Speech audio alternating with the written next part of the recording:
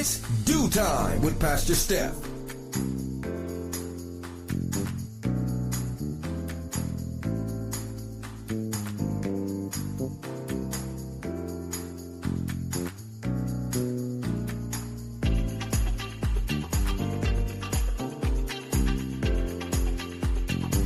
Morning, good morning, and good morning. Oh, you're on with this Dew Time with Pastor Steph. How are you this morning? That's what I like to hear. That's what I like to hear. For this is the day the Lord has made. Let us rejoice and be glad in it. So, where you been? Last week, the week before? Oh my goodness. Well, listen, last week we were on vacation and we had a magnificent time. I mean, it was just so relaxing, so relaxing. And the only downside is, all of the technicalities, the technical difficulties that came up while we were away. And we just get spoiled at having this, uninterrupted Wi-Fi and internet. And I don't know what that's like. So we are working on making sure that we have some definite hardcore internet access. Yeah, the hotels offer you internet access, but man, one of the hotels we went to, it was so busy. It was so busy. We stopped by the Tropicana.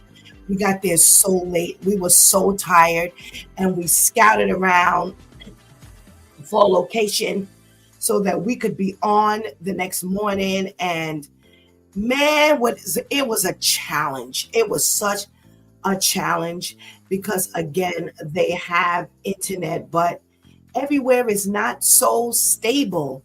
And I don't want anything to come between me and my family.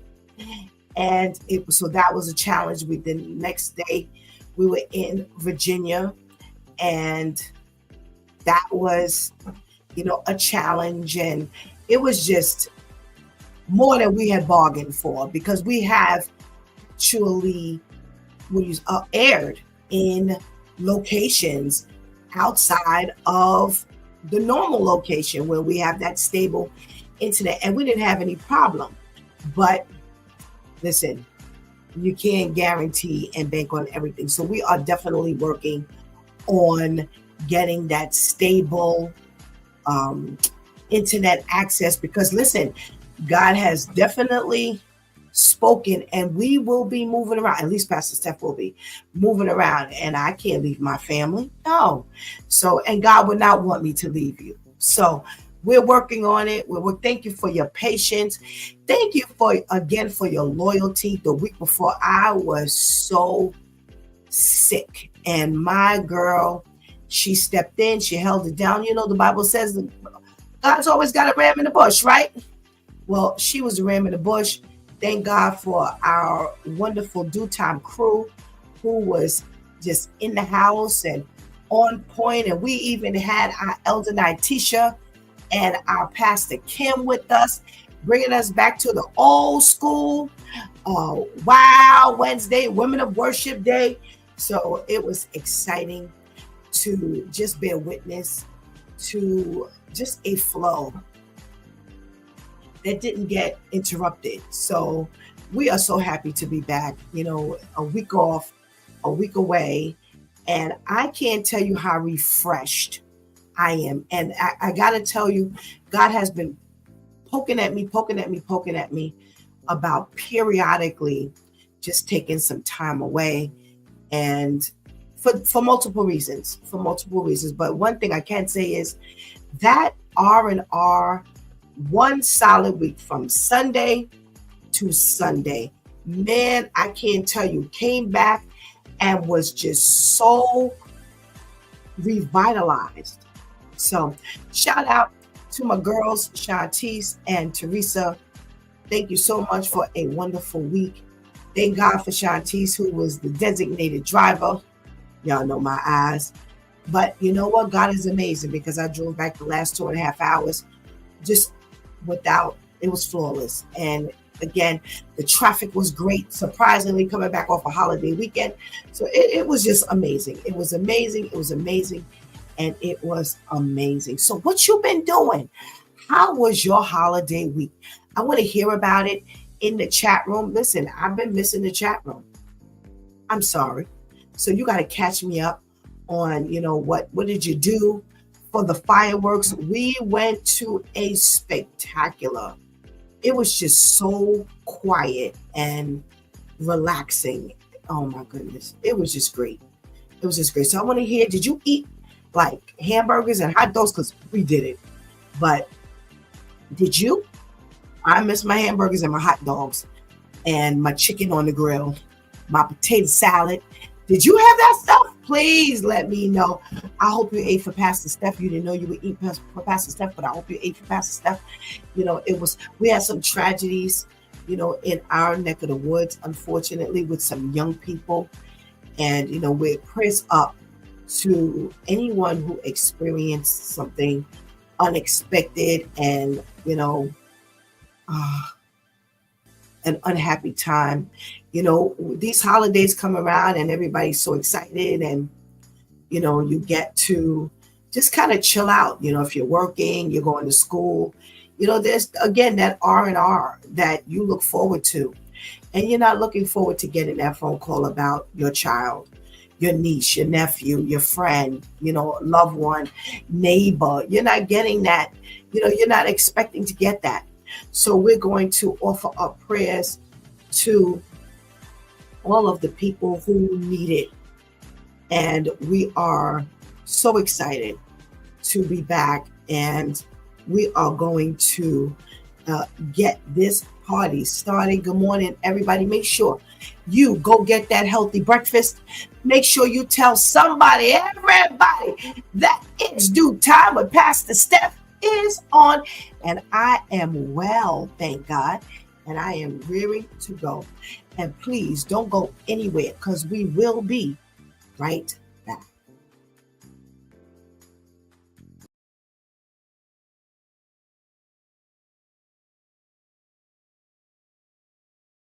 First black woman lawyer in the United States. She graduated with honors from Howard Law School in the 1800s, opened her own practice in Washington, D.C. Her name was Charlotte E. Ray. She became a lawyer in 1872 before a woman could even vote. To get into law school, she used only her initials, so they wouldn't even know that she was a woman. She didn't just break the rules, she broke the mold. But when she opened her law firm, people refused to hire her. Not because she wasn't smart, not because she couldn't win, because she was a black woman. They ignored her brilliance. They shut the door in her face. Still, she fought. She became a voice for civil rights, a teacher, a leader. She dared to stand tall when the world tried to shrink her. But history left her behind. No statues, no textbooks, just silence. She gave up her practice, but not her power. She spent her life lifting others, and now we lift her. Charlotte E. Ray made the impossible possible. She walked so black women lawyers.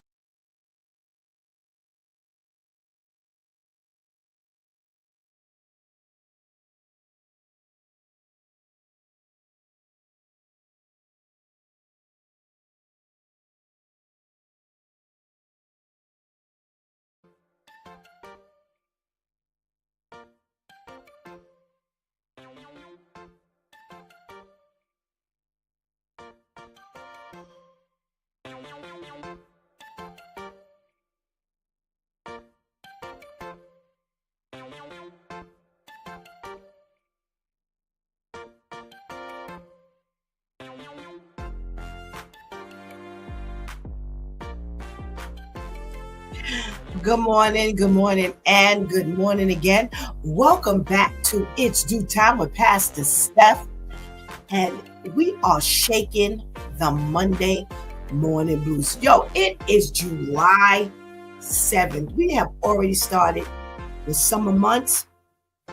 And I'm so happy to share this time with you.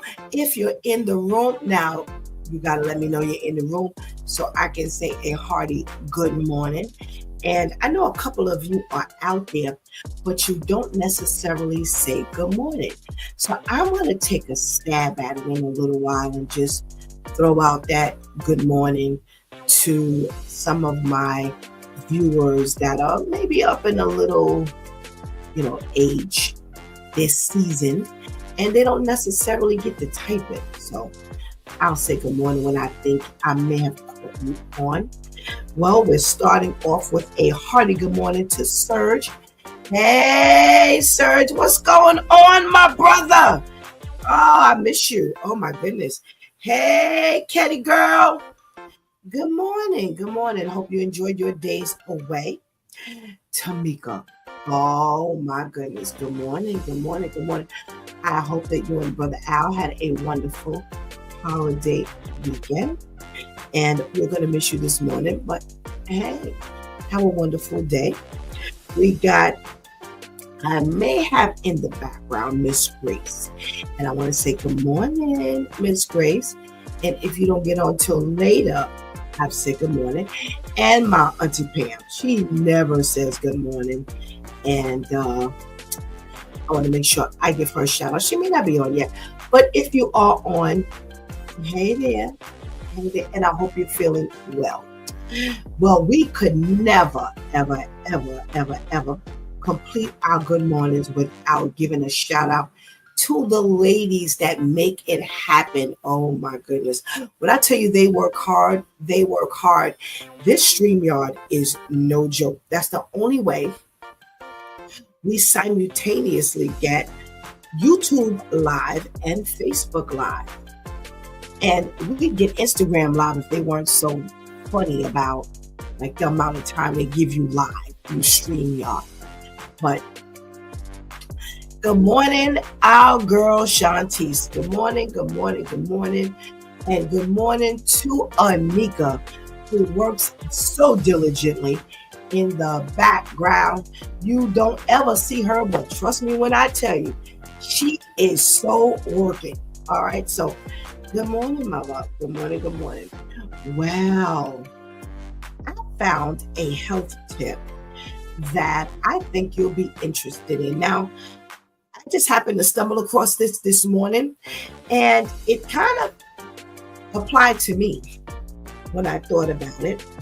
It's your nails.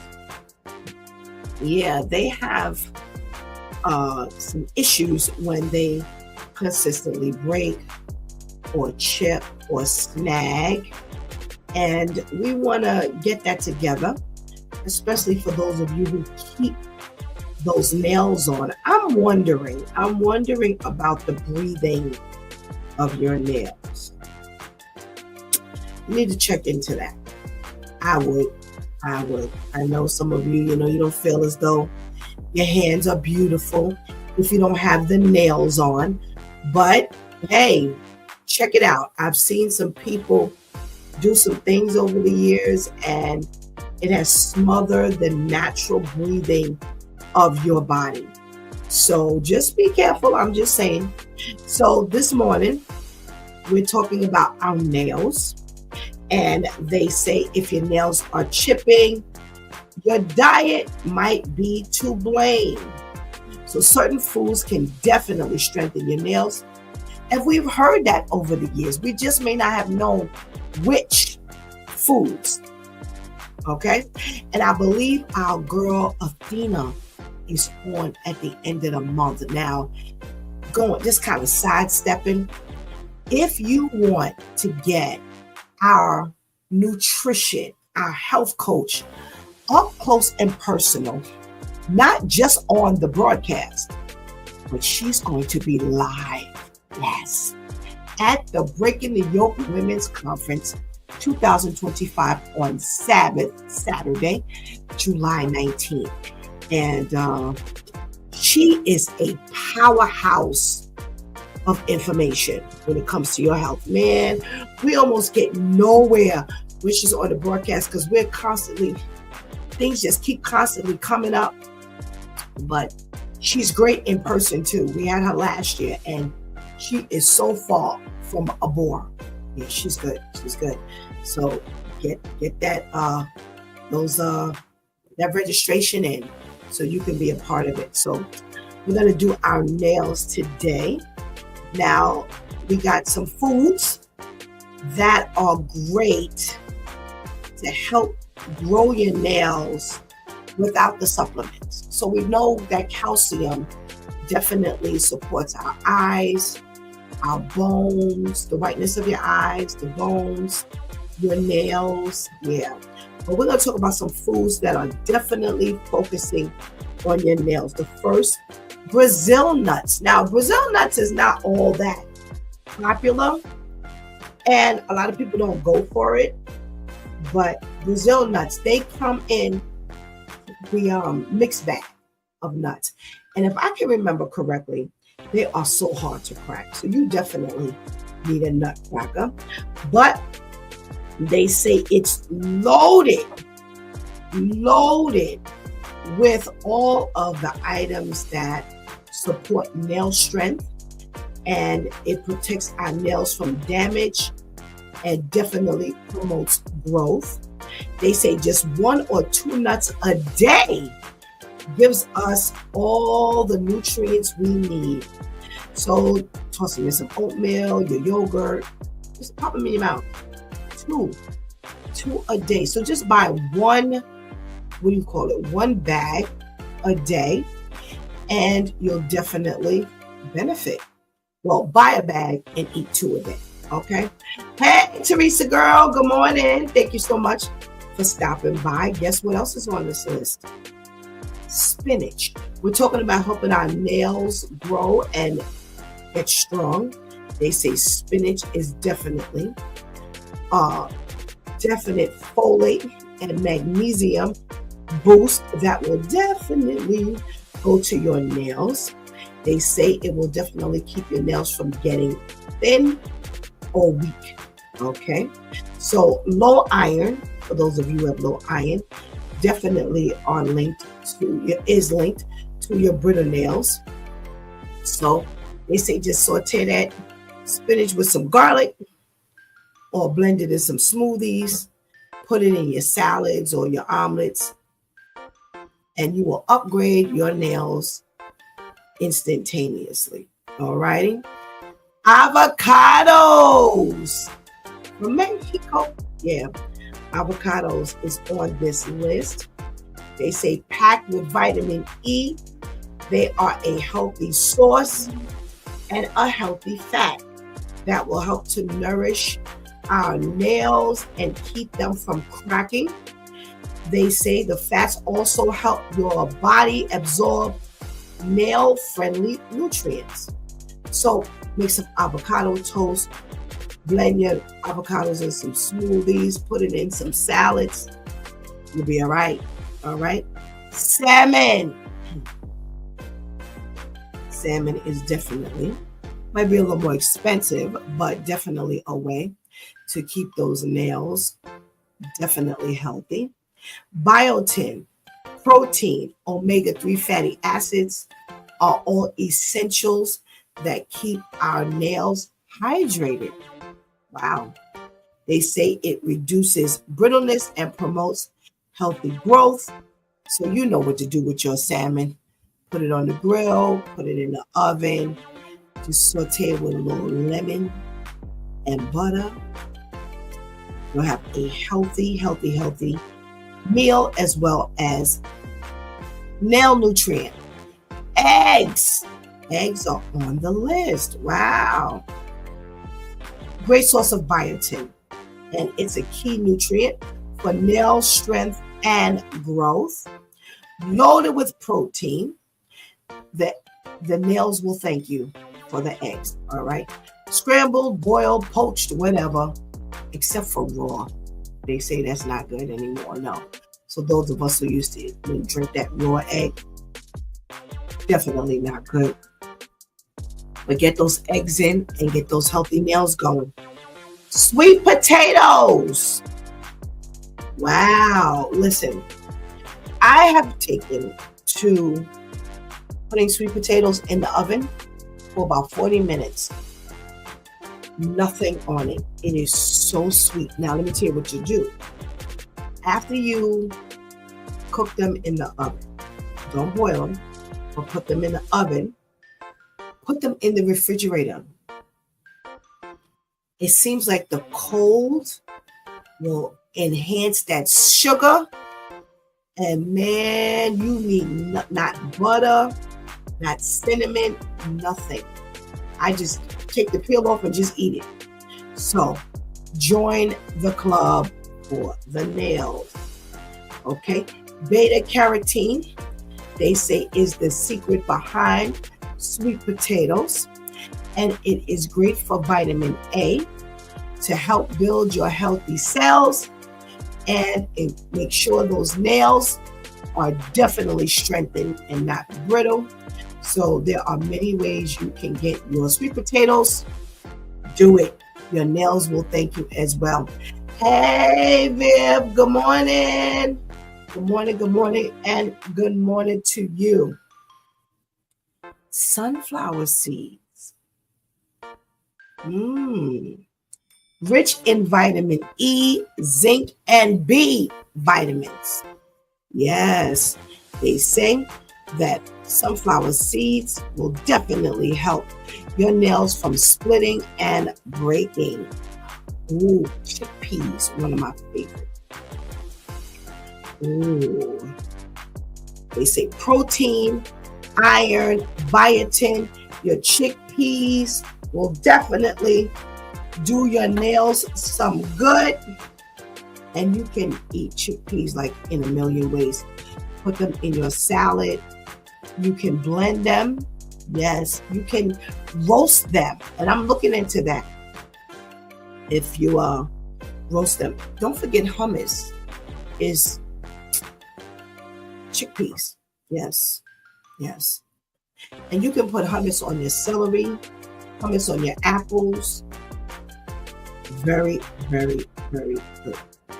Lentils, okay, so spinach, salmon, and beans and nuts. I don't care what list we bring up, that definitely, those are always on the list. And lentils made it again. Lentils, they say, are full of iron, zinc, and protein, crucial for your nail growth and preventing breakage. The iron carries the oxygen to the nail matrix, they say. Ooh. So make sure you get that lentil into your diet. Greek yogurt. Listen, Greek yogurt is a powerhouse, and it is everything. You can do anything with Greek yogurt. You can substitute your baking. In your baking, I use that for my egg substitute. Yes, can't eat eggs, but I can sure eat that Greek yogurt. Smoothies. What else? Salads. Yeah, Greek yogurt is amazing. Now, that's loaded with protein, calcium, B vitamins like B12, and definitely support nail strength and growth. All right. So make sure you get that Greek yogurt. Pumpkin seeds. All right. Zinc, iron, and magnesium are the components in pumpkin seeds. Definitely nail cell growth and repair. So you want to make sure you sprinkle them over your yogurt, your salads, oatmeal. Pop them in your mouth. Pumpkin seeds. Oats. Oatmeal.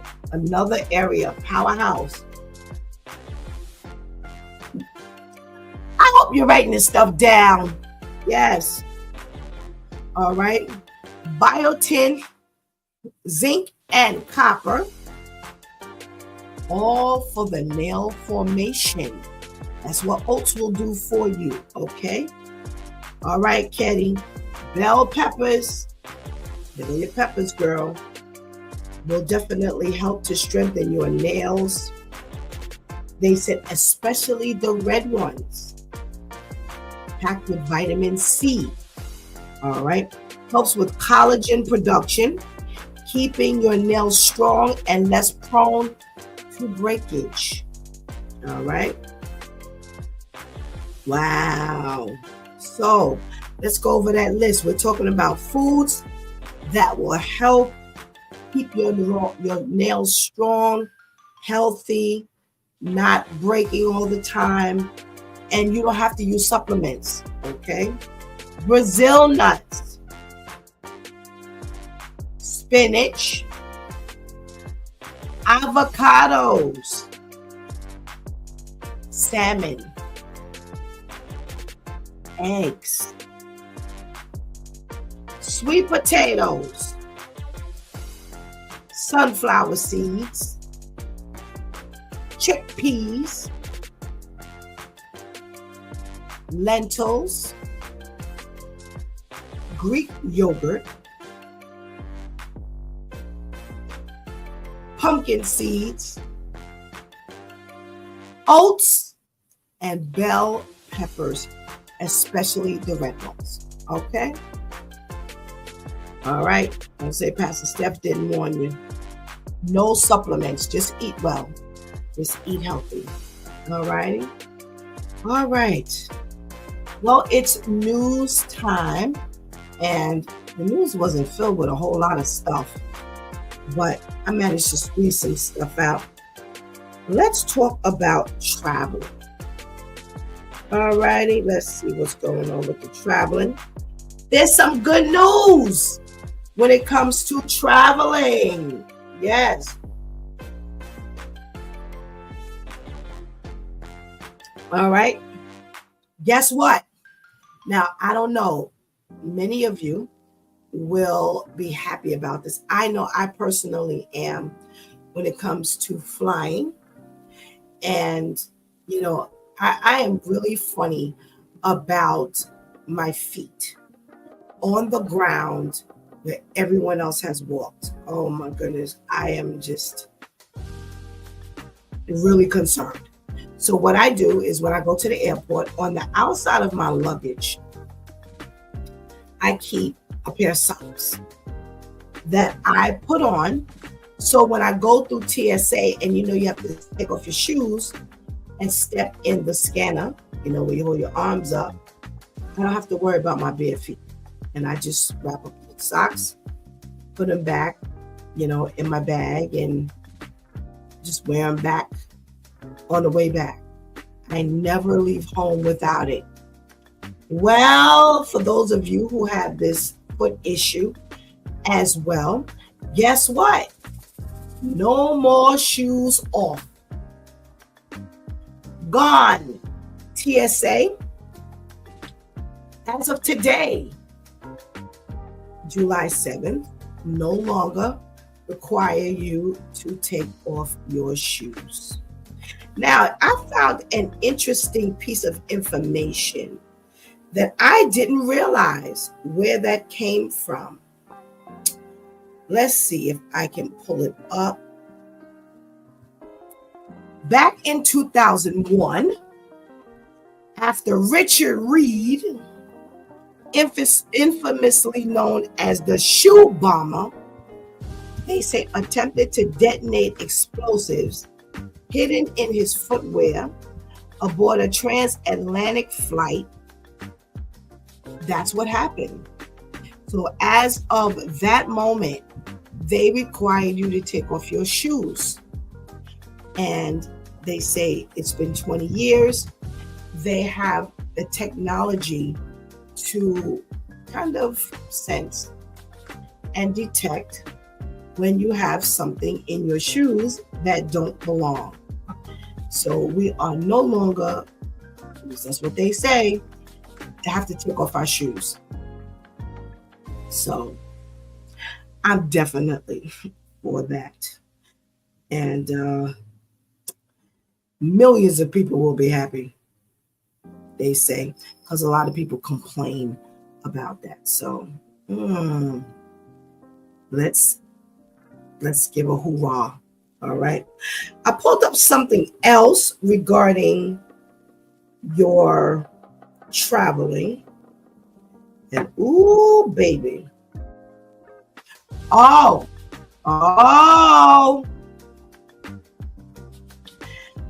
likes to bring snacks on the plane.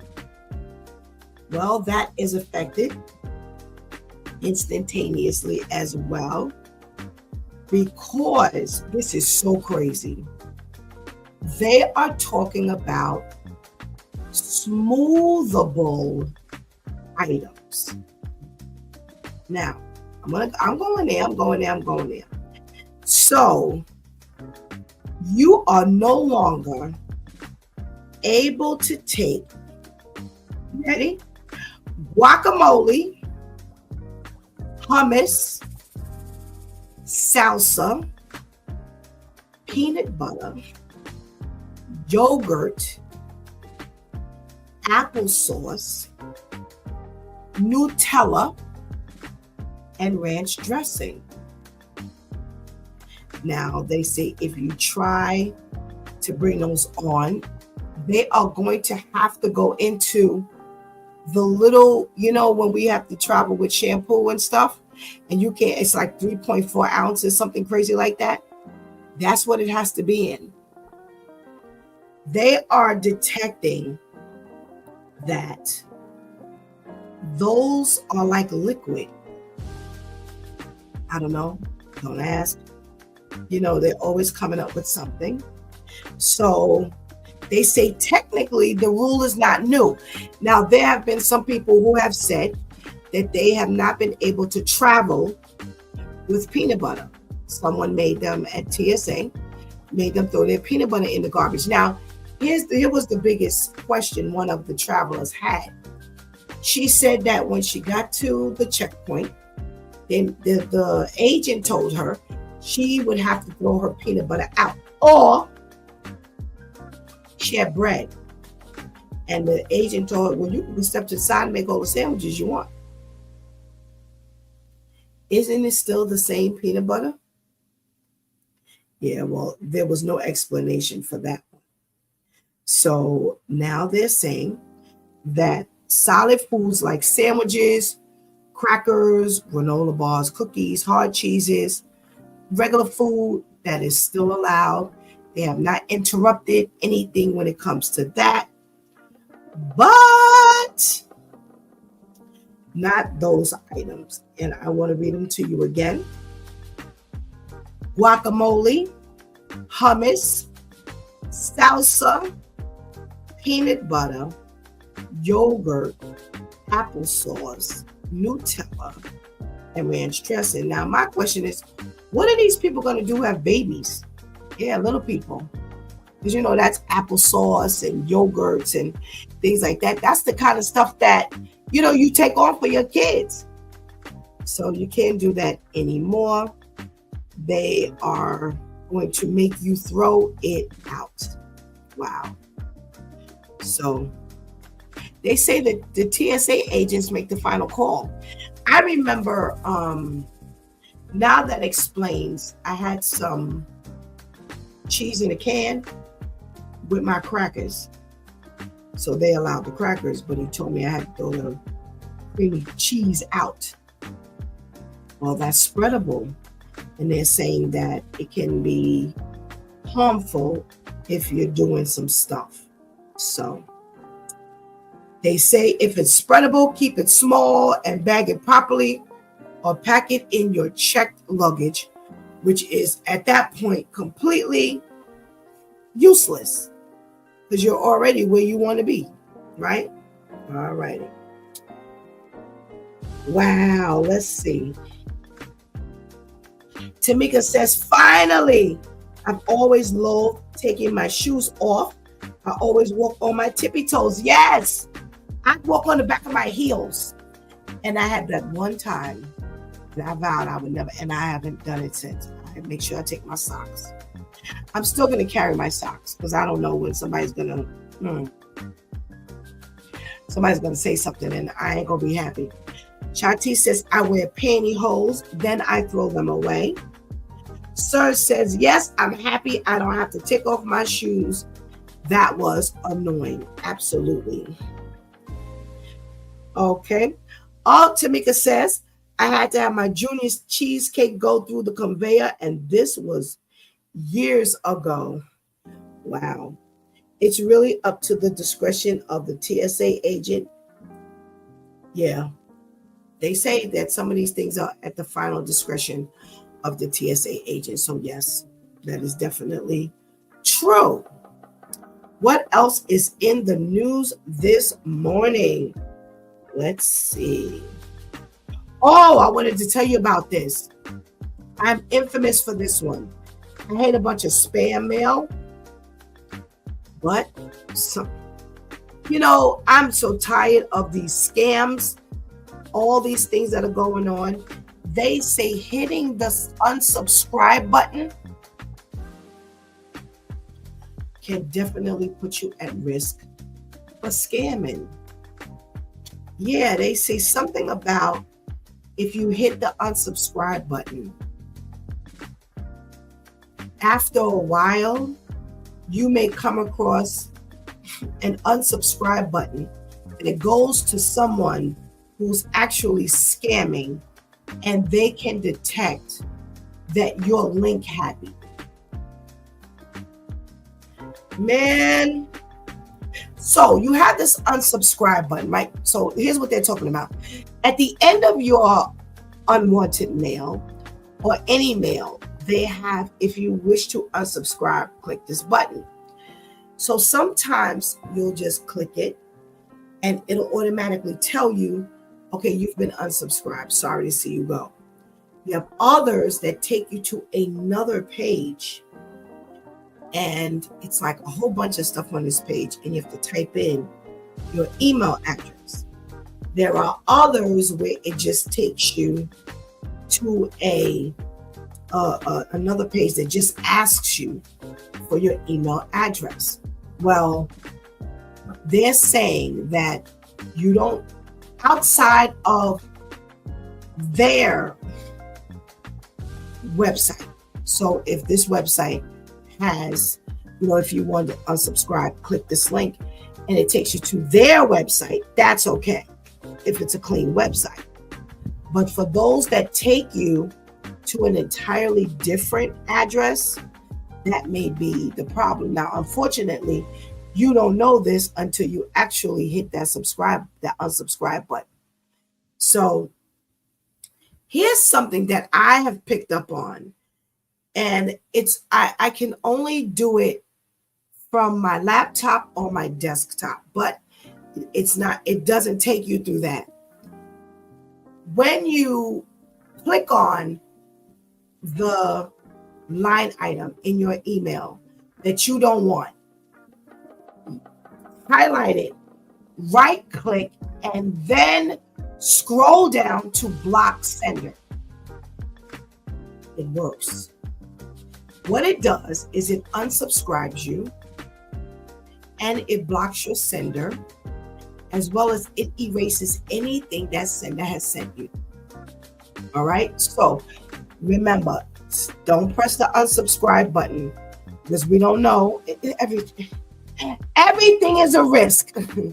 So I'm giving you a caveat here.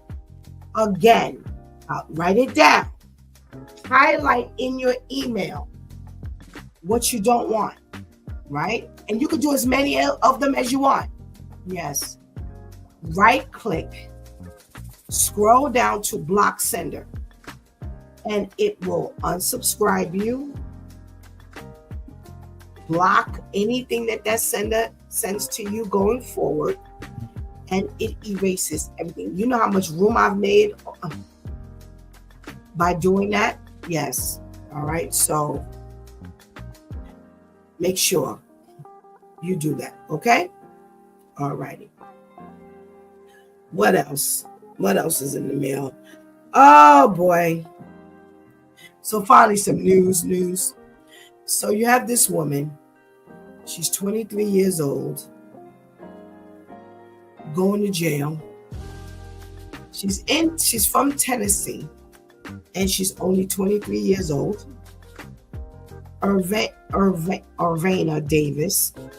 She's facing 2 counts of felony child abuse and misdemeanor because there was a family in her house she wanted to get rid of. She asked them nicely to leave. That didn't work. She then tried to encourage them to leave. That didn't work. So here's what she did. She went and she bought how many? Placed 5 to 16 foggers, bug foggers in the house and let them off while they were there. And now she's got to go to jail because they say that when you put these foggers in your house, which they tell you, you need to leave for 2 to 4 hours because you can't inhale that. Well, 5 to 16 at the same time. Well, unfortunately, the baby was there and the baby ingested this stuff. So, yeah, they're charging her. And she is going to court and will more than likely do some kind of time because it's definitely against the kid. So they're going to get her for the adults, but definitely the children. And I don't know what we're paying attention to these days. Every little thing against children, they are snagging you for. So she got him out of the house, all right. And she's out of a house too. So just so you'll know, they say breathing spray mist may be harmful. And it says safe use of these products requires that everyone, including pets, leave the treated space and close the doors after foggers have been released. And let me tell you something. I did this one time and it works. Yeah. What you do is before you release the foggers, just take some plastic and cover up your stuff. Because remember, all the mist is going on your things. I had clothes and all that kind of stuff. Bed.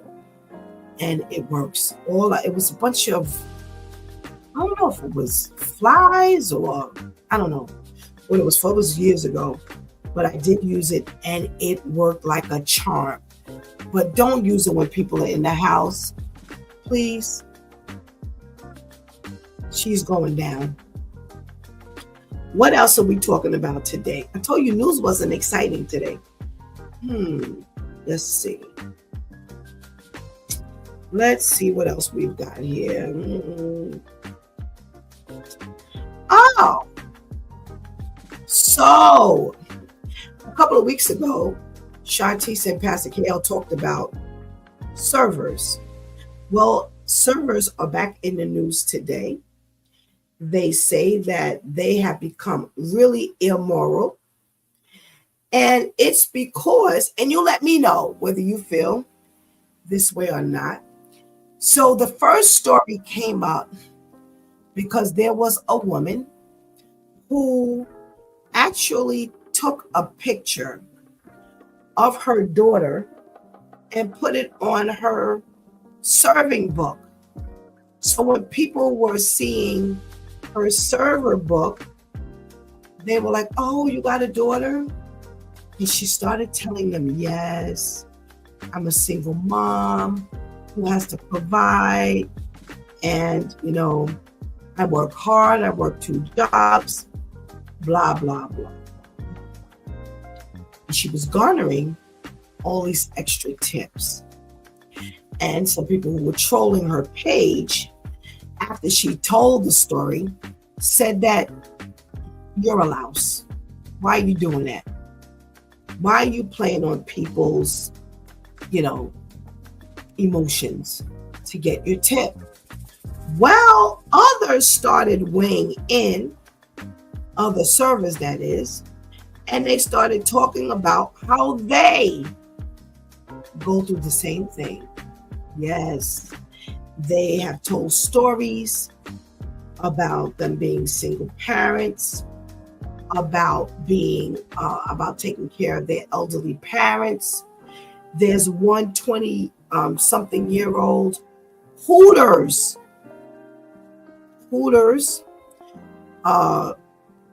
server, and she has a big belly. They say she goes and she has her belly protruding. Now, I'm a little lost because isn't Hooters the ones that wear those orange shorts that are really, really short and the short tops? So why would I want to look at a pregnant woman? No. Well, she said she's made up to like $400 in one shift. There's another one who says that she too puts her hair in two girlish pigtails, like she's a little girl, and she gets the males to tip her well. She said $135 tip she received from one of the guys. So you've got all these trollers who are like ridiculing them for going through all of this. What do you think? Do you think that, one of the people said that if you do good service, you don't have to worry about it? And they're like, well, I do good service, but I could take on a little bonus. So leave me alone. Leave me alone. So let me know. Put in the chat room what you think. All righty.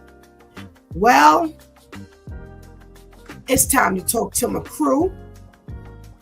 And I've got Shantice and Pastor KL with me today. Just Lady Tamika will not be able to be on. All right. So, where's my girl Shantice?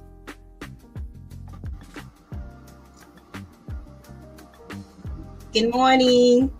Good morning. Good morning. Good morning. Ketty says, I'm always hitting the unsubscribe button. I'm going to just leave it alone. Yeah, leave it alone. But you don't have to be, weighed down with all of the extra stuff in your mailbox. Shantice, right. Let's talk about that. What do you do with the unsubscribe button? Well, I actually noticed how I would hit the unsubscribe button at times, and then it would take me to another page, and then it would say enter your email, and I'm like, but you already got my email. Why am I entering my email? Yeah, like you trying to play me now. So now no. Now I'm not gonna hit the unsubscribe. Now I'm gonna just have to figure out a way. And Pastor Steph, I'm gonna need you to give that tip again, because I remember you telling me that a few months ago on how to quickly get rid of multiple emails at once if it's coming from the same sender. I just do that now. Like I just delete the emails, because having to, that's like you calling me and then asking me what's my phone number. Didn't you call me? That's what I always felt. I'm like, why am I retyping my email address? Yeah. So again, here's the tip. It only works on your laptop and your desktop. Yes. So highlight all of the senders or all of the emails that you no longer want, and make sure it's not like, I want to erase this email. It's one that you don't want anymore. And highlight it, right click, scroll down to block sender, and you can just click it and it erases all of the emails that sender has ever sent you. It blocks from future sendings of that email, and it will definitely unsubscribe you. Okay. Thank you. Yes, I will be doing that. All righty. Now, what about this TSA? No shoes, no guacamole, peanut butter, applesauce, yogurt, all these new rules that they're coming up with. How does it affect you? Well, I'm extremely happy about not having to take my shoes off, because as I stated, I'm the one that goes and buys the pantyhose and puts them on right before it's time to take my shoes off, and then trash them, because in my mind there's just not enough soap and water. Well, I'm not a big sock person anyway, But to then walk across, like you said, that filthy floor and then wash them and then put pantyhose is $1.50. I buy 2 pair, maybe 3, just in case, and I just toss them. So I'm happy that I will not have to deal with that, especially in the summertime when more than likely as females we're already wearing flip-flops, even for the men who are already wearing sandals. As far as the snacks, I thought we were safe as long as we didn't bring any liquid. You couldn't bring beverages, but now I got to be careful about what little snacks I bring on with me.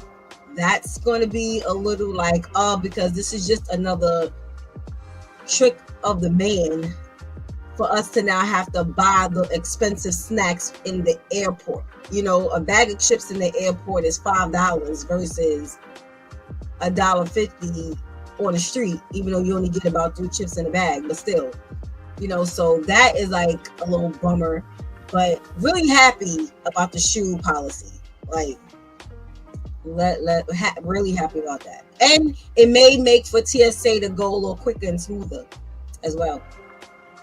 Okay. It will. It definitely will. Because like I said, I've had the occasion of them telling me I had to throw out my cheese. And what they're saying is those items are liquid. Oh, that's why. Because you can't bring any liquid on.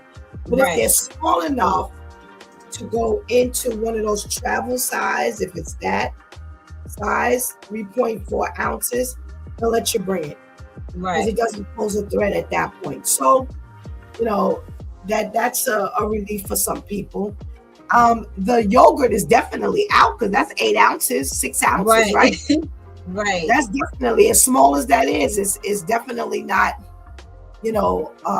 something you could bring on anymore. So I'm going to get to Pastor KL, and then I'm going to talk about these servers who are duping the customers.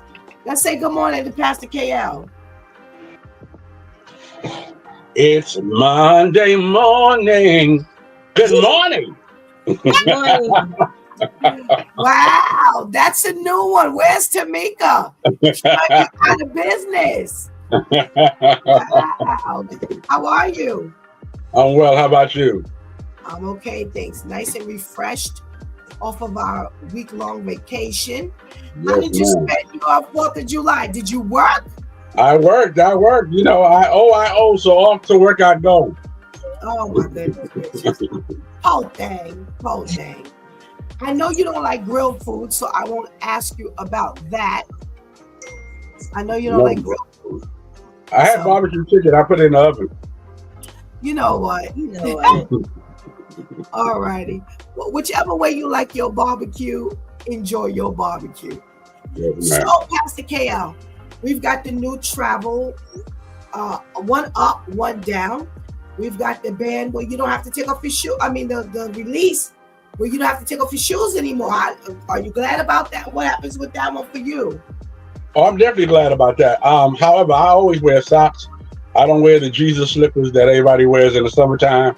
So I just, I always wear socks. I want them to ban me taking off my belt. Sometimes that could be a problem. I end up mooning the world if I let go of my pants. You know what I mean? So if I can keep my belt on, I'd be okay. Now, as far as the snacks, as long as you didn't say I can bring chicken, we okay. Everything else can go. I got to bring a chicken wing with me. All right. Well, chicken wings are still allowed, Pastor KL. Still allowed. All righty. So they've got this issue with some servers that are duping the customers. So you've got women who are putting their children on the book. So when they go to write, people see the book with the picture on it, and now they are playing on people's emotions. She says that, I'm a single mother, I work 2 jobs, blah, blah, blah, to garner more, tips. Then you have those who lie about their parents and who's telling people that they are taking care of their elderly parents. You have one girl who's a Hooter server. She has her big old belly sticking out so people can feel sorry for her, and she's gotten her increase in tips. And you've got the individual who puts her hair into ponytails to make herself look like a little girl for her male clientele to actually give her more tips. And she said one guy gave her $135 tip. Now, my thing is, why are we going through all of this? I don't know. I'm going to start with you, Pastor KL. You know, this is Shantice's industry. But I don't know how many Shantice got back on this thing again. Yeah. Yes. Because the Lord knows what he's doing. And I was like, wow, you know, garnering tips is not quite what you guys were talking about a couple of weeks ago, but here we are again. Well, personally, I don't have a problem with it. You know what I mean? You go out and you do what you need to do. It's customer service. You know, you in my store, and I think that you didn't buy enough. I tell them, hey, listen, I got a date with Minnie Mouse. I'm trying to go to Disney. I need you to put some more stuff in that budget. You know what I mean? But that's just, you know, it's just customer service. I mean, you advertise who you are. Now for Hooters, I didn't know it was, you know, breast, booty, and bellies. You know what I mean? I don't know why bellies are in Hooters. But yeah, I got a problem with that one. You know, I didn't understand that concept at all. Usually when you go to Hooters as a man, and it's pretty much a man clientele establishment, you don't go for bellies. That's not what you're looking for. Well, absolutely. That's what I found that was interesting. I'm like, well, Hooters, those are the ones that wear the booty shorts, and they're trying to attract men. Well, you got a big old belly. That sure ain't attracting nobody. So I don't know what's up with that, but it's been working. Go figure. Shantice, what do you think of the women who feel like they got to go through all of this? They don't have to work as hard for their tips. Yes. Let me just start off with saying, as long as you are not lying or stealing and your integrity stays up there, you do what you got to do to make your money, okay? When you're a server, it's all about selling yourself. You don't get tipped because of how good the food is. You're not the cook, okay? You as the server, you have to eat all the good and all the bad that comes with that guest experience. So guess what? If they got stuck on the elevator on their way up to being sat, you're gonna have to eat that even though you don't work for maintenance. If the kitchen messes up, you're gonna have to eat that even though you're not working in the back of the house.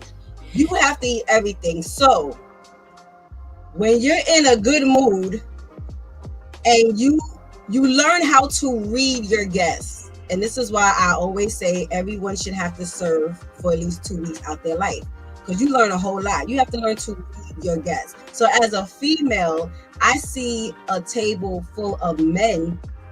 Some men are stuffy, some men you can joke around with, you can converse with. You read that. That's how you know how to make your money. So if you got to put your hair in the pigtails and you see that that's going to help the men to engage in a healthy conversation, then you put them pigtails in and you make your money. It's the same way if it's with females. You know, unfortunately, as a female, sometimes you don't get to converse as much with other females. Sometimes you do. You read your guests, you do what you got to do. Keep your integrity up. Do not lie and do not steal. Make your money. Okay? Don't let people lie to you and think you just walk up to the table. Hi, my name is Shantice. Welcome to Cheesecake Factory. What can I get you? And then you get a $50 to $100 tip. No, it don't work like that. You have to sell yourself. So I love it. I love it because it shows that they're thinking, that they understand that they have to work. You have to work, and then you make your money. All righty. You know what, Pastor Steph? Listen. I totally agree with Shantice. You know, I think I told the story back in my former days. You know, if I saw a young lady that I was attracted to, I wouldn't go up and approach her. If we was in a grocery store, I'd go in the next aisle and start singing. And then she would come look for me because she wants to know who's singing. Yeah. And now I got your attention. And as soon as I got your attention, I got you. That's it. Exactly. So you use what you got to get what you want. Yeah. And that was me, Pastor Cam. Always knew I would never, ever walk up to a man and try to talk. But I knew exactly what to say and do to get you to say something to me. And it kind of works to your disadvantage. That's why I had to start off with the disclaimer. As long as your integrity stays on the level it's supposed to and you don't lie or steal, you good. Because it can get you in trouble. But you got to make sure those 3 things are in place so it won't get you in trouble. But absolutely, you got to sell yourself. You have to sell yourself. That's what the restaurant industry is about. It is not about food, despite there being a food industry. So wait, let me go back a little bit. Let's talk about, since it's relationship day, y'all didn't, you know, we could stay here for a minute. So, Pastor KL, since you brought it up, Shanti said, you know, you could make the wrong move. Have you ever sang, drawn attention, and wish you had not have? Oh yeah, I got a few kids out of wedlock, so yeah, that definitely happened. So yeah, I mean that's a crazy question. However, you deal with what happened and you move on. You know, but yeah, it could be a great thing. You know, you know how they say it's a blessing and a curse all at the same time. You know, you feel like you're blessed in the beginning, but Lord, once you see what you got, you know, you could have kept that song to yourself. You know wow. All right, Shantice, have you had some unpleasant experiences? Yes. Well, I now tell men, okay, can I take you out to eat? I don't eat no more. No. The last person I let take me out to eat, that was a multiple long year tragedy. What's the name? What's the word? Wait, my niece said a monstrosity. Whatever word you want to use, whether it's a made up word or word already in the dictionary, that's what you will use. No, I don't eat no more. Don't ask to take me nowhere to eat. Before, that was the quickest way to get me. What food? Oh yeah, let's go. Now, absolutely not. That's why I say it works. It can work against you if you're not making sure those 3: integrity, honesty, and what's the other thing I said? Oh, and don't steal. So that goes along with integrity. You make sure that's in place, then you'll keep them songs to yourself. You'll cook your own food at home, and you'll be good. But yes, there are a few I wish I would have just thrown back or kept walking and didn't stop to talk. Wow. All righty. Woo! Well, that takes us into our relationship dilemmas. And I'll give you some scenarios that are real life scenarios where people are having some dilemmas. And we'll see how easily, you know, you come up with the remedy. So there's a young man who is 17 years old. He's extremely upset with his father because he says that his 50-year-old father, who he's always had a rocky relationship with, completely out of the blue, came home and asked his mom for a divorce because he wasn't in love with her anymore and had feelings for his 21-year-old co-worker, Rebecca. So she had just turned 21. He said that he and the girl would have been in high school together, and he was furious at this. He said his parents have been together since 2003, and despite some issues, it was still shocking to see his father come home and say this. Well, he said that his father was plain impulsive, and that after he left, he slept in his car in a parking lot with just $18 in his personal bank account. His father had a change of heart and returned the very next morning, claiming that the fog had lifted and that he had made a huge mistake, and begged his wife to give their marriage another chance. And he said that the kid says that due to a severe case of West Nile virus in 2021, his father had lasting neurological issues and personality changes. And that led his mother to forgive her husband and allow him to come home. However, he's not buying it. He says he came crawling back because the fantasy was over. He got his head together and realized that that was the worst mistake he could make. So he is not, too keen on taking his father back. He says his father has a part-time job as a pizza delivery man, and his mother brings home all the money. He said his father has enough money to get his cigarettes, his gas, and little things like that. But he believes that the father realizes that he blew up his entire life and realizes that I better rethink this thing and go back to my family. So he does not want to have anything to do with his father. He said he's almost going away to college. And at that point, maybe he'll talk to his father. What should he do? Is it wrong for him to not talk to his father? And is it wrong for the mother to have taken him back? Shantice. I didn't hear anything after he works part-time for the pizza place.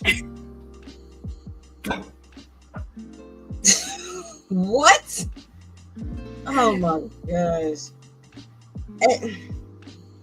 I can't say unfortunately, but the Lord said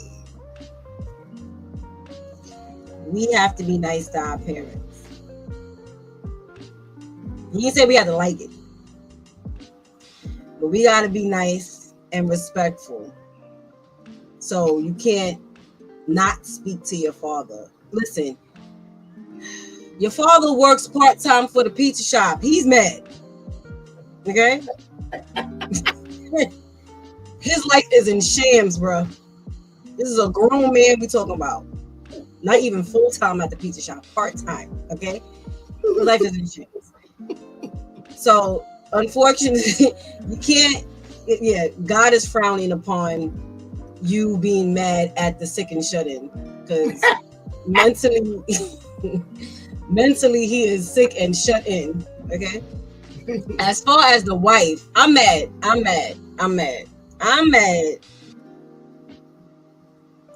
that you wait because of the West Nile virus. He had a personality disorder when he said he was leaving.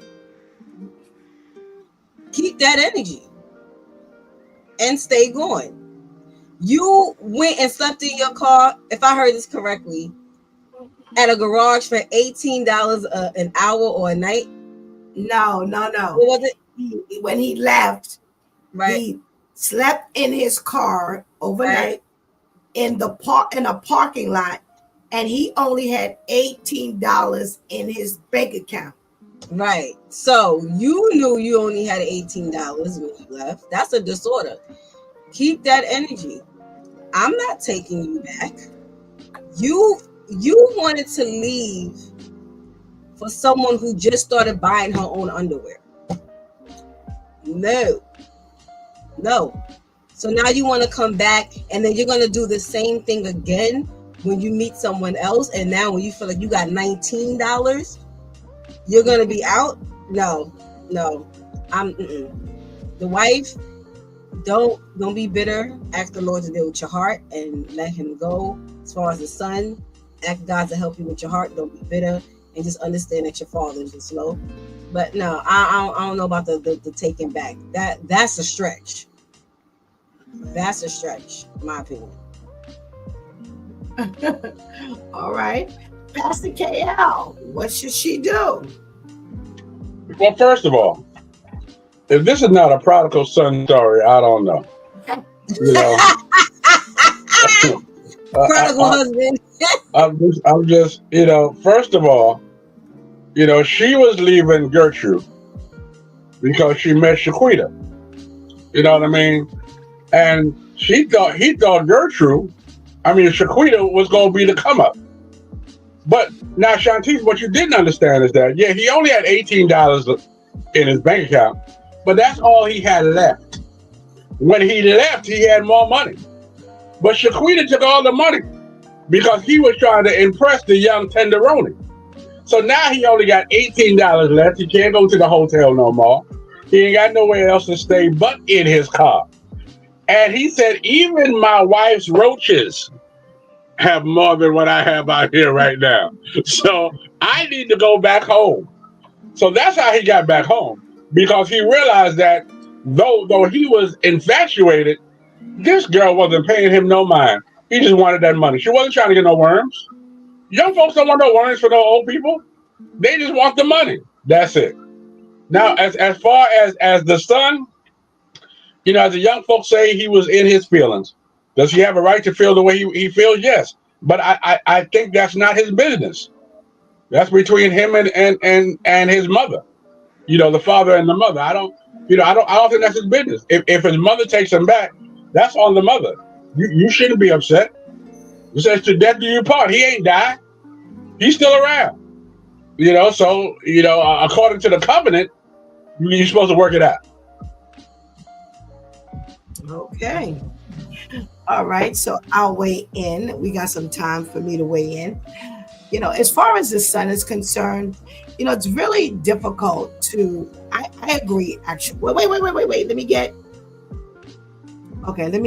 the voice of the people. How much can you make at a pizza shop?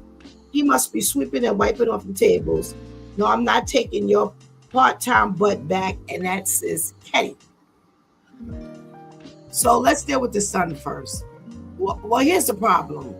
It's very hard to see a person mistreat your mother and you're like neutral, and you're like, okay, that's their marriage, that's their business. Mm-hmm.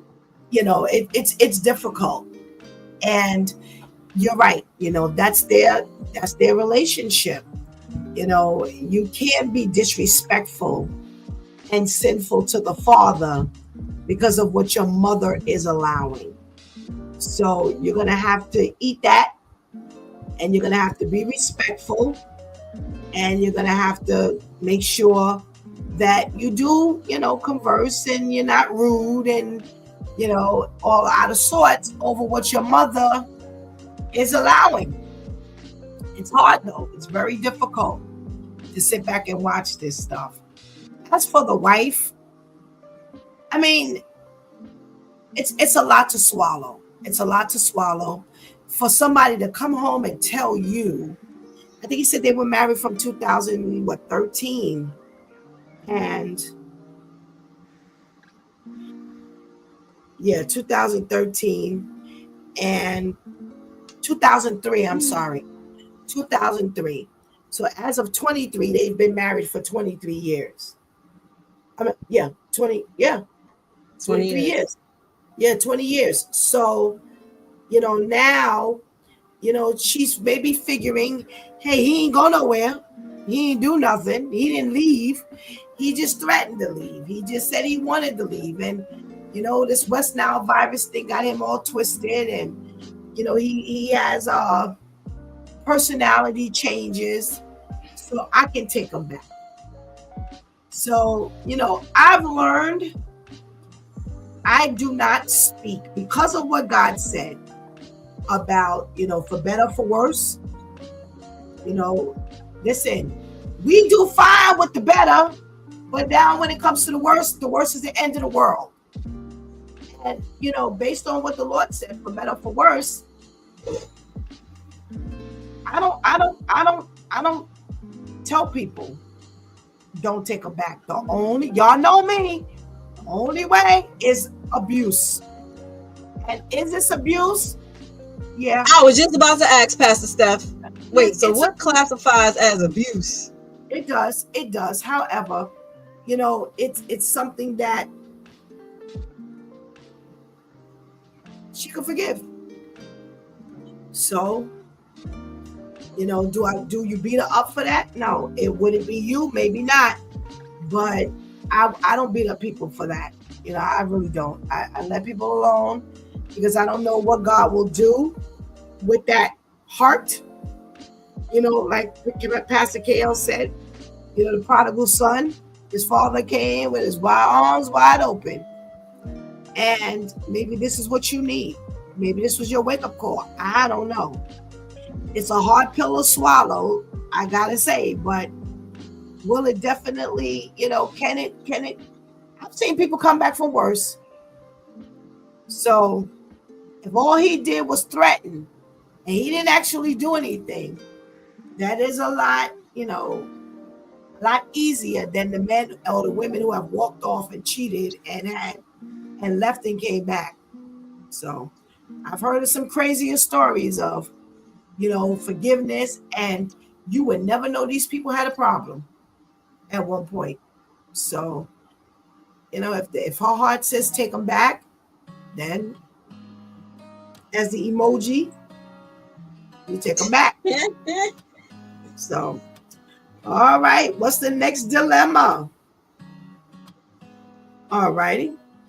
This guy, he has been with this woman for 3 years, and he was excited to give her an engagement ring.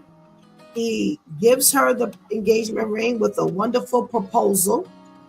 He spent $6,000 on this engagement ring, and he said that he thought she would love it. He said that he knew it wasn't a huge stone, but it was beautiful and it suited her style. Well, when he proposed to her, she said yes, but the first thing she said was, "Oh, it's smaller than I expected." And she then mentioned later about her girlfriend who had a ring that was bigger, and said she thought that he would have gone with something more impressive. So he was happy she said yes, but his feelings were hurt. And you have some that say that she has a right to discuss what kind of ring she wants, and he should have asked her. And then you have the flip side of the group that says, listen, for centuries, men have gone and bought the ring that they wanted her to have, thought she would like, what was her style, if you will, thought she would be pleased with, and concerned himself with showing and doing his best. How come this is not enough? Which side of the table are you on, Shantice? The side that says, shut up. How are you dictating what he put his money into? Now, unless he went to the bubblegum machine and got a ring out of there, and he could have done better, but he's just choosing to be whack, that might be one thing. But if all he could really honestly afford was the bubblegum machine ring, and he gave that to her, then understand that his heart just exceeds his wallet at the time. Yes, as women, we want to be able to walk around with the refrigerator on our finger. Okay, however, it says a lot for the mentality of the man and the woman and how you will move forward. For you to say that you're happy that she said yes, no, you should not be happy she said yes, because this is just the beginning of her comparing and complaining. Because my friend didn't get, my friend got more, my friend waited, my friend's husband sped up. It's always going to be about comparing. So you should be mad that she said yes, because this is just showing where her head is and where it's going to be. And if you don't put your foot down, how you have no idea how drastic it's going to get. So no, we should not be determining, because we're not even supposed to be knowing if this is supposed to be spontaneous. How am I now going with you to pick out the ring? Oh, well, let me go with you in 2025, but don't propose until 2027. Maybe by then I'll be done forgot that you want to propose and which ring we went and picked out. It's like, come on, no. It's just way too much. So I'm on the side of shut up, let God put it on the man's heart as to what to do, what to get, and God will continue to bless you as a woman with the discernment as to, did he put his best foot forward? And how am I showing him appreciation? Because I actually had someone my age say to me that this is something like this is why they feel they're all jacked up with women. They didn't propose to someone, but they gifted a woman in their family who they're really close with. They gave her a gift, and she looked at it and was like, oh, that's not good enough. So now he believes that that's what started this complex he has as when it comes to doing things for women. Like, they look at it like, oh, it's not nothing because I put my best foot forward to gift her something. And his words were like, well, she treated me like an average guy in the street. Like, oh, you couldn't have done better. And I'm looking like, okay, so you have no idea what you end up doing to these men, whether it's bogus or not, for them to still act slow. But yeah, it takes a real toll on them, and it will take a toll on your relationship. All righty. Pastor KL, what say you? You know, should she have gotten some kind of a preview or chance to choose the ring, or should she let her husband to be, choose it? Well, first of all, with the outcome, I'd need to know if she had a sister, because I'm not marrying you.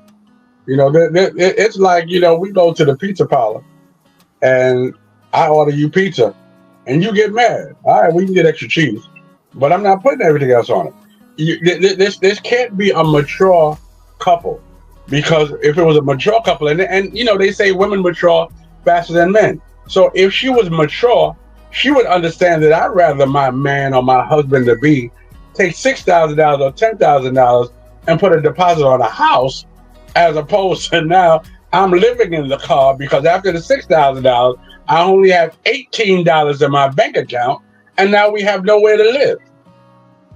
What are we living for, the now or for the future? The now says I look good, but you don't look good in the trash bag. So you got a pretty ring, pretty hand, but you're living in the projects with a pretty hand. I'd rather the other hand. I that's what caught my attention. The ring wasn't that big, but it's a $6,000 ring. Then what did you put? Right. Then what did you pay for? If you can't see the rock, which is what you pay for, then so there's a couple of things that come to my mind. One, were you ripped off? Did you really pay the $6,000 for the ring and you're lying? Or, I agree, $6,000 on an engagement ring, then what would the wedding ring cost? And are we spending $6,000 on a ring, and then what's happening with our future?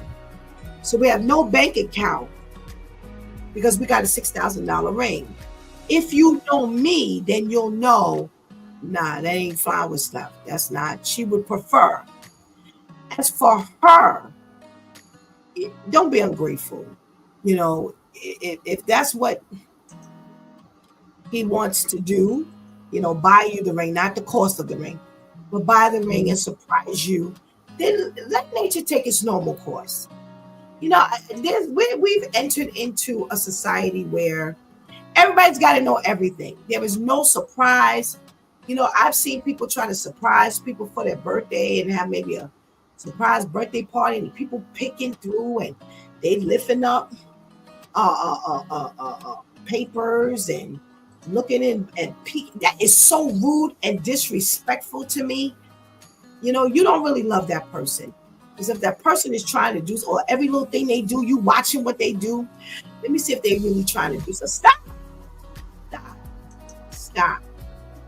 Let nature take its normal course. Let him do what, you know, what he feels is best, you know, as far as buying a ring. And just be grateful that someone loves you enough. You said yes. Also, I do feel that there is a concern about how is she for comparing. Is she gonna be comparing everything? You know, that to me is a big red flag. But here's the thing: this ain't the first time she's compared. Exactly. By far. This is the first time she's been able to compare this ring. But what else is she comparing? Pay attention to people. So I say pay attention and be careful of what you're about to get yourself into. So this is what Pastor Steph, that the average $6,000 ring will look like. That's nice to me. Absolutely. Especially considering how the average person can't afford a $6,000 anything. You can't afford to pay off your $6,000 debt, let alone buy a $6,000 ring. But where are you wearing this to? Like Pastor Kale said, in the projects. A lot of times, and it's sad because that it has everything to do with what Pastor Kale said and what you just said. Where is the mindset? So a woman who knows what it is to be an adult would say 6,000. Ooh, okay. And real quick, her mind is computing on different things you could have spent the $6,000 on, but she's happy to still have a ring because there's certain things that comes along with being a woman. You do want the nice ring. So it was like, all right, but now let's not go crazy. Let's get some nice little bands, wedding bands. And now whatever extra money you would have spent on that, let's put on a house. Let's put into our debt. Let's put into a savings account. Let's be able to go on a really decent honeymoon. You know, let's be able to do stuff like that. You know, we come back from a honeymoon, we don't have to eat ramen noodles. We can actually have lamb chops and lasagna. You know, we can actually eat. But everything, like you said, Pastor Steph, everything is about show. How can I show that? How can I post that my ring is better than yours? How can, you know, how big is my ring gonna look on Instagram or TikTok or yeah. Mm-hmm. You know what? You also got to keep in mind too that the woman who wants this bigger ring, she ain't going to the justice of the peace. So now, how much is your wedding going to cost? Forget about the wedding ring. How much is the wedding going to cost? Because you got to have 40 people on each side. You got a horse and buggy bringing you in because you can't do the limo. You know what I mean? Because you're trying to outdo your friend, and your friend did limo. So now you got to come in on horses as they crapping down the aisle. You know, you got to show off a little more. So for him, you could barely afford the $6,000. Just because you have it, don't mean you can afford it. Right. And I was thinking the same thing as Shantice was talking. I'm saying to myself, well, this is $6,000 plus the cost of the wedding. What are you spending at the end of the day? Because I agree, if the ring costs $6,000, what in the world is everything else gonna cost? So it's a lot to think about. And I think, again, before we do all this proposing, talk. because then you'll know whether, she cares about that kind of an expense or not. Right. And she may not. And you've now just poured $6,000 into a ring, but she would have preferred you to do something different with it. So talk, and talk. Oh. All right, we got another relationship dilemma. All righty. This woman has been dating this man for over a year, and they are looking to take the next step. And for them, the next step is moving in together. And he asked her to move in with him. They had talked about it before. And she said she would love to, but his apartment is still decorated with remnants of his last relationship. Now, the furniture is from the last relationship. Also on the refrigerator are notes that she had left him when she lived there. He never took the Post-it notes down. The art on the walls is still from the other relationship. Nothing in this place indicates that she's gone. When she brings it up, he tells her that she's overreacting and she's making too much out of it. However, she said it would be just like stepping into the woman's apartment. She cannot brush it off. He's brushing it off. And she's like, I don't think I can do this. She's seriously contemplating doing it, but she's wondering if she should. Pastor KL. Now the notes on the refrigerator, yeah, I got you. That's kind of ridiculous. But unless I have pictures of her and I cuddling up, in the bedroom, on the walls, if I just got a picture of the moon, you mad because the moon is on the wall and she used to see the moon? I'm just not understanding. If her children, are out, then you know what? At some point they used to be my children and my grandchildren. I'm still connected. As long as I don't have her, I don't have a bra in the closet, I don't have her clothes, I don't have secret, instead of menin, you know what I mean? As long as I don't have these things, I don't see why you should have a problem. First of all, you're coming in to my house, mine, which has already been established. I don't think my artwork on the walls is disrespectful to you. Now, if you want to put a zebra up there, we'll find someplace for the zebra. But we're not taking everything down because you're coming in there. I'm sorry. Stay at your house. We'll visit. All right. So she says that she's asked, could they move? Could they move into another apartment? That would be fresh, a fresh start. And he said they cannot afford it. So that's the only option she has. Not because she didn't try, but because he said they can't afford it. All right, Shantice, what say you? Oh, what tangled webs we weave. This is why we ain't got no business moving in before God says this is your husband and your wife. But see, all these things get spoken on and worked out and solidified in premarital counseling. There's no premarital counseling if there's no premarriage. So you get ready to move into his place, and men is so slow that men are not materialistic. Typically, we're not talking about the exceptions to the rules. Typically, men are not materialistic. So if a man has something up that didn't belong to him and you were to bring it up, the average man is like, okay, whatever, take it down. If you're holding on to this, it's because you're still holding on to her, which is cool. Y'all can stay here together. Okay, because it's the same way if y'all decided to move in and he's moving into where you live. And it doesn't have to be a picture of him literally, but if he knows that this is something that was purchased together, memories and all that, and it makes him feel uncomfortable where you could think nothing of it. And this is the biggest misconception in relationships. This is one of the main reasons why relationships don't make it. Because if I don't feel like there's anything wrong with it, then there shouldn't be anything wrong with it. There's no consideration as to how it would make the other person feel.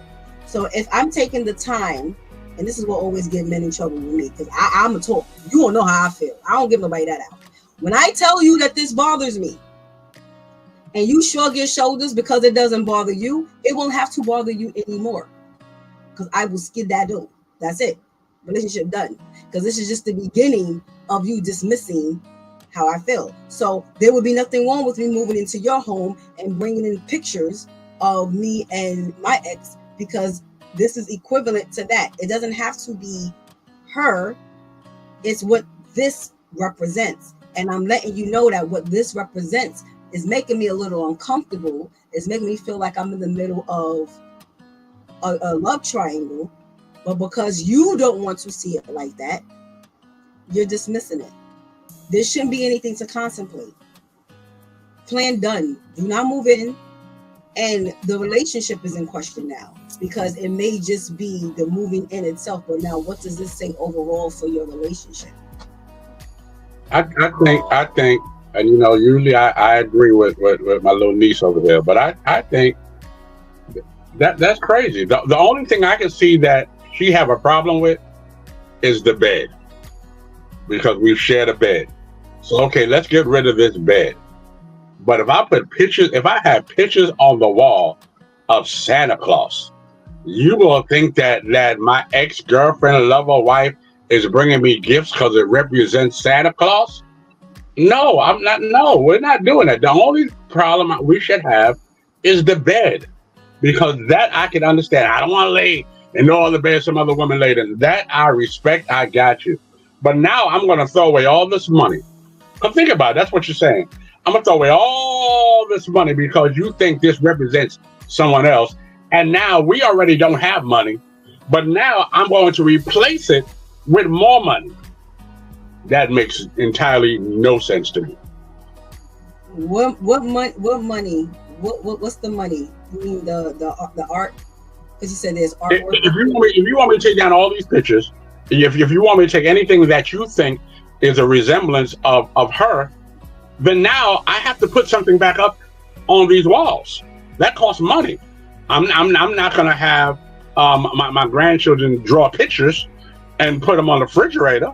I gotta. If you have a man, let's just say you have a Pastor KL who's used to decorating and like nice things, but now because you are insecure with who you are, you want me to take all of this stuff down. Now I got to replace this stuff with money that I already don't have. So why wait, hold on. How did we get to her being insecure? How we get there?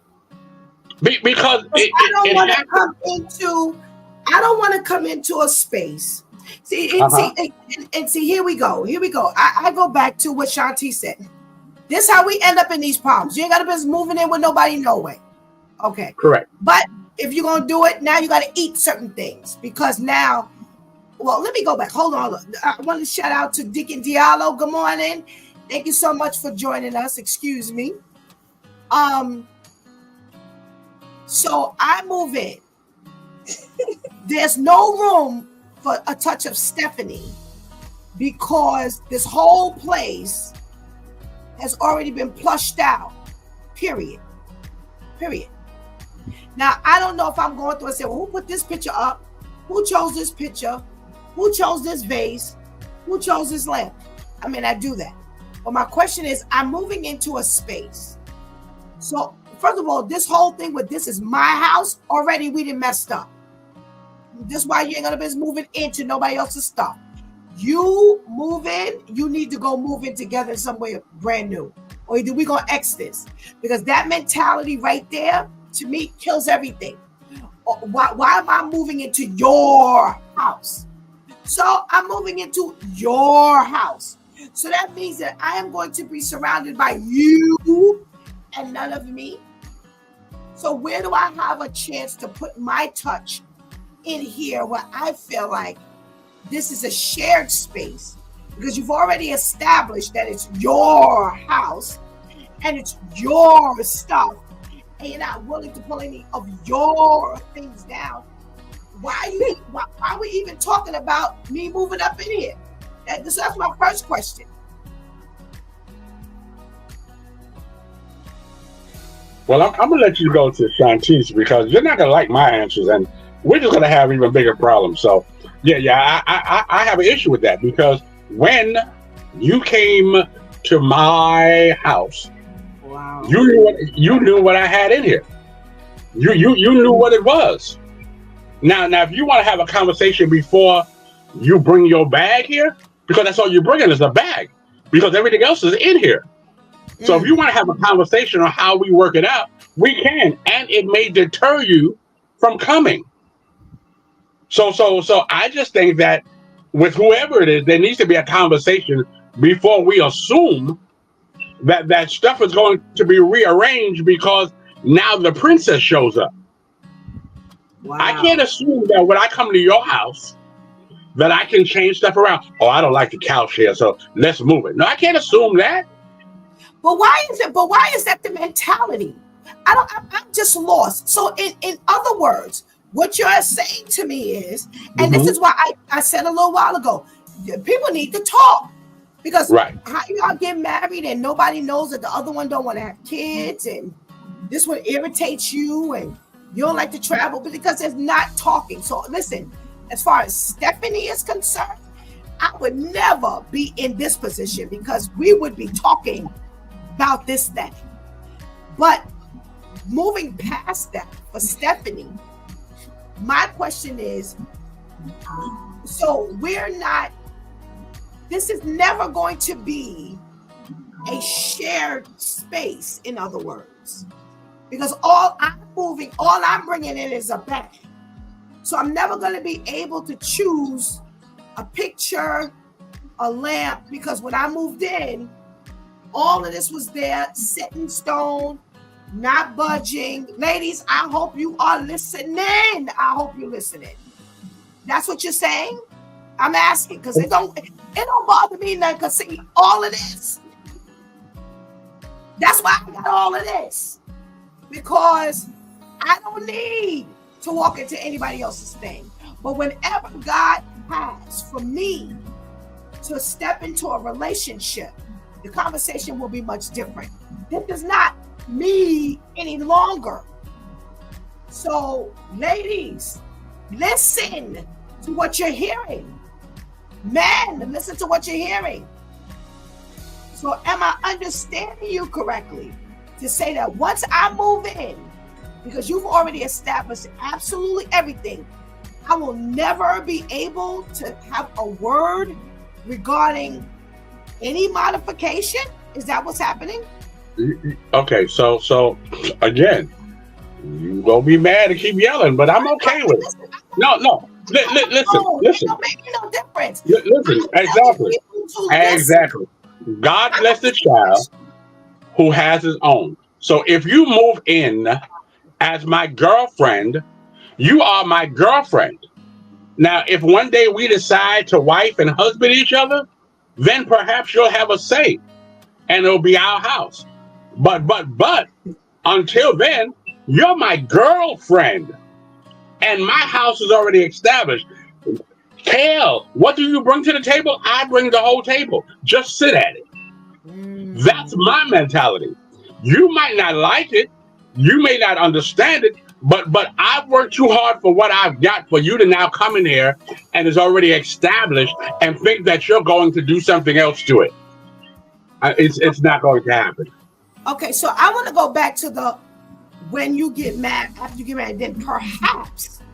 So even at that point, you're not talking about this is guaranteed. Well, now this is a No, schedule. well, if we get married, then that's a commitment. Then I've realized that this is who I want to be with for the rest of my life. Then yes, you'll have say. But until then, you don't have no say. Okay. Not here. Okay. Because I What can't. is the point in moving in together? What You is don't the have to. point? There is no point for me. No, it's not. By the way, that's not an answer. You don't Right, have to. right. It's not right. Answer. We understand. We understand that it's not mandatory. Right. It's optional. Well, what is the point? Because that people of the world move in together, and this is why it never works. People of the world move in together because the mentality is, I want to see what I'm getting myself into. I don't want this to be such a shock to my system after I say I do. And I'm going to try to speed up the process and try to get a sneak peek on what I'm getting before you decide to surprise me with the proposal, or before I act on, I want to marry you. Let me see what this is about, right? So we make this move. We decide to make this move. You nor I got an eviction notice that has forced us to now need to move in with someone else. This is a choice that we are making. What is the point in me making a choice for me to move in with my father, or for me to move in with my mother? Because that's what this sounds like to me. This sounds like I'm moving in with my parent. I just bring my stuff. I have no type of say. Whatever is up here, however I feel is on me, is however I feel, because you don't see it like that, nor do you care to try to see it like that. So now I'm just moving in to like a shelter or a group home that I might as well be in a solidified shelter or a group home, because where I might be able to use the kitchen, because if you're this way overall, then you're going to be this way about every little thing. I can't use the pot this way. I can't turn on the stove that way. I got to sweep this way. God forbid I mop with Lysol instead of bleach. God forbid. It's just too much. So I might as well go live in a shelter if that's the case. If we are in a relationship, and the point of us moving in together is so that we can learn to cohabitate. We can learn how to live on this earth in the same space. This is why during COVID, the crimes were so high, because I didn't know when I said I do, that meant I do.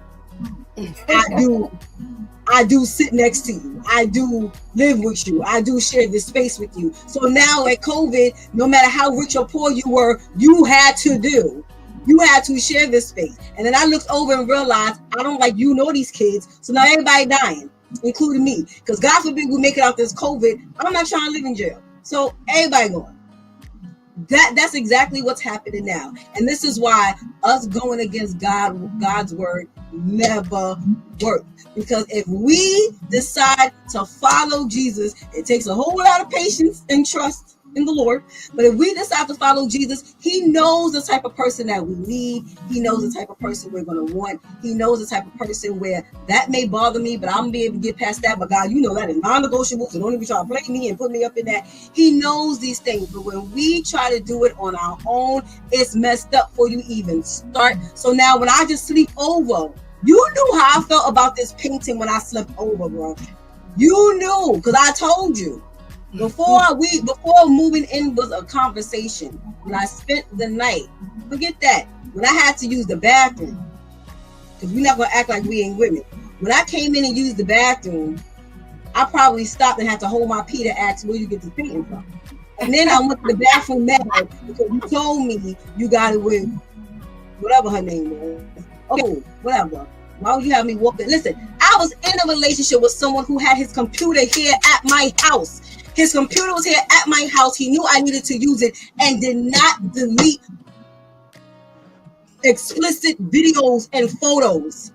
It was a museum for him. Okay? You knew I had to use this computer. You knew I wanted to use a computer. The computer's in my house, and you did not take the time to delete photos and videos that you knew I could easily come across, not without even searching. But because it didn't matter to you, and because it was your computer, it shouldn't have mattered. And can I tell you something? That was his mentality throughout the entire relationship, not just when it came to the pictures and videos on the computer. So we really have to make sure we're paying, like Pastor Steph saying, are we listening? We have to listen past the current circumstance, because this is how these people are in everything.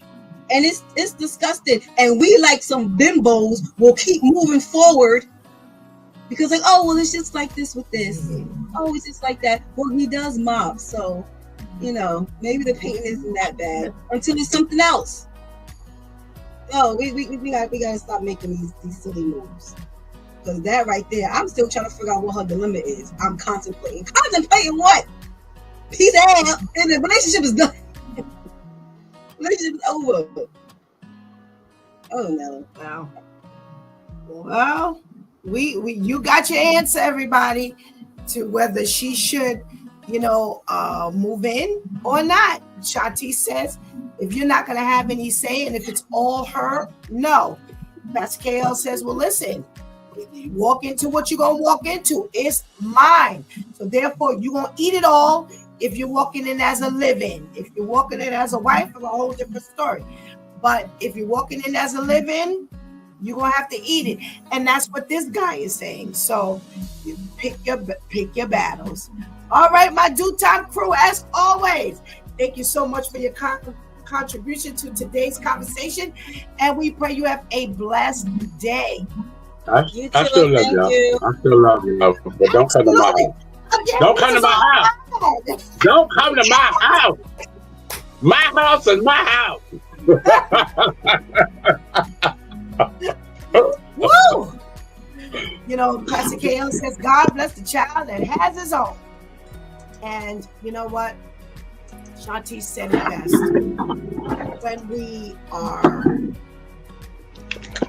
we are following the word of God, we really don't step on that many landmines. This woman was invited to move in. They had talked about moving in. This woman had been invited, officially, to move in to this guy's house. And as with Pastor KL, he wasn't willing to change anything. His thought was, listen, you're making too much of it. This is not a big deal. Just listen, if we're gonna move together, just move together. It's one, one decision that you really have to make. Are you going to move into his place? Now, we understand that whether it's him moving into hers, because most times it happens like that, where he is moving into her place, or whether she's moving into his place. Are we going to think about it like that? She offered to, let's start from scratch. Let's move in together. He says they couldn't afford it. Well, my question is, what couldn't you afford? Because if we're moving into your place, then are we both contributing? Get married. If that's who God says for you to marry, then it is for you to marry. Do not, like Shanti says, I've heard a million reasons why people move in together. And at the end of the day, it works for some where they end up getting married.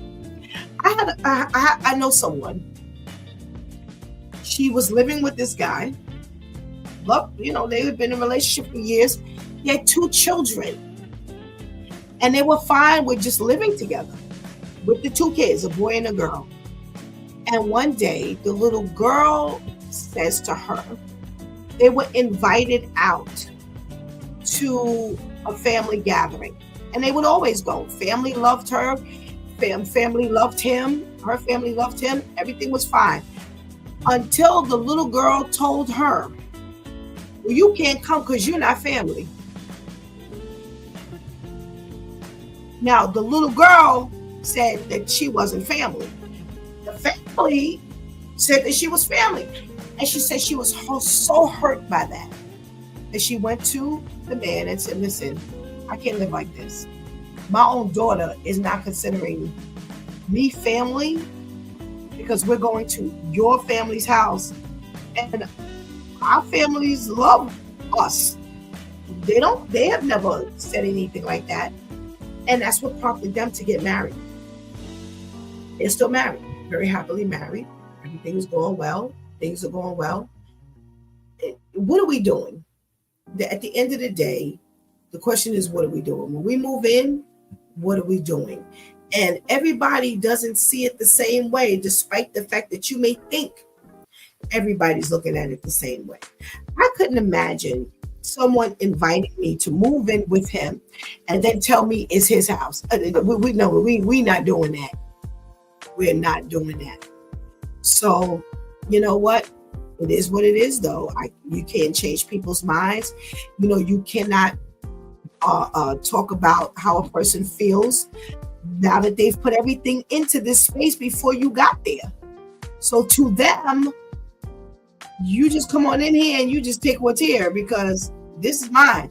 And you can get up and leave any old time you want to, which is very true. So am I willing to modify only for you to leave at the end of the day? So now I didn't put out my stuff. I didn't rearrange my life and rearrange my stuff. But again, this is all stuff you're supposed to be thinking about. So listen, do it God's way. Don't cohabitate. If that's who God says is your spouse, then take it to that limit. And when you move in, you start from scratch. And then everything belongs to everybody. There'll be certain things that he wants to keep, and there'll be certain things that she wants to keep. But it will not be mine, all mine, until you leave up out of here, if you should go. Do it God's way. You won't go wrong. You've been watching It's Due Time with Pastor Steph. Join us Monday through Friday from 7 a.m. to 9 a.m. when we discuss matters of the heart, mind, and spirit. As you go through your day, be sure to set your mind on things that are above, not on things that are on the earth. They will only serve as a distraction. Remember, prayer changes things. It's Pastor Steph signing off, and I want to thank my Due Time crew for always coming through big time. Thank you for hanging out with us and helping us do what we do and keeping that chat room live.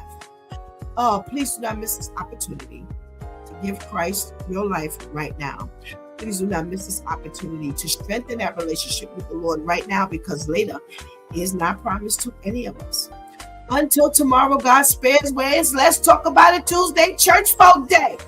Until then, I love you.